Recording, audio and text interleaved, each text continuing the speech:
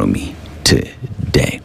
Can we talk about a 4.8 trillion shillings budget with a deficit of 1.1 trillion, knowing very well that we are losing 720 billion to wastage and corruption? To you both. I'm looking at page 2 of the Standard newspaper, and pictured here is John Mbadi standing in the middle, flanked by Kimani Kuria with his beautiful afro, and Samuel Atandi with his shining no afro. Page 2 with his shining bald head. No offense to bald heads. And I would have wanted this to be a case of Jesus and the 2 thieves who were hanged with him at Golgotha. But it appears we have 3 thieves here and 3 dishonest people. Mbadi, who was accused people before of corruption and who's called people skunks before, to me appears to be the next skunk. Why do you say that? Mbadi told us that we should make no effort at trying to fix corruption. In fact, those that have stolen, please do not hide the money in offshore accounts. Please just bring it to Kenya. In a way, licensing corruption and feeding this monster that we've tried to strangle for a very long time. And if this is coming from a minister who sits at cabinet, how do you think that cabinet deliberates on its matters?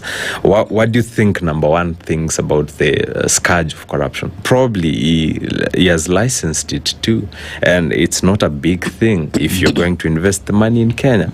Do we have guarantee you're going to invest the loot you've stolen in Kenya? And shouldn't we be facing a different conversation? I would want us to have a conversation about EACC. Are they understaffed? Are they under-resourced? Do they have the requisite infrastructure? Why is it that they can't fight corruption? Are they too politicized or are they weaponized? If we cannot have a conversation on the anti-corruption body that is supposed to strangle corruption, then we are taking 3 steps backwards. I don't think licensing corruption to tax it makes sense or cuts it for any country. But it appears that is the conversation they want us to have. I would have wanted Mbadi to speak into EACC and say, you guys are under-resourced.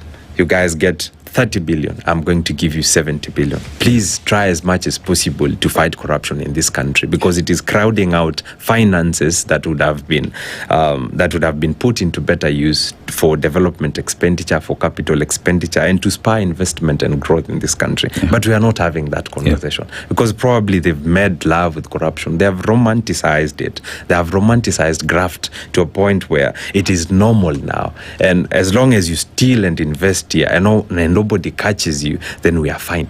And before we have the conversation on EACC, we should know how much money the Asset Recovery Authority has recovered so far. The other day they recovered, was it 250 million shillings from Patrick Analo, the CEO? 65 reporting. In Patrick Analo's account, it was supposed to be 250 million. I don't know how it went from 250 to 65 million. That's a difference of 190 something. Is it 185 million? Probably. But, well, let's say it was 65 million. They've recovered money from, say, corrupt guys before. So how much money have we raised through the Asset Recovery Authority, and where does that money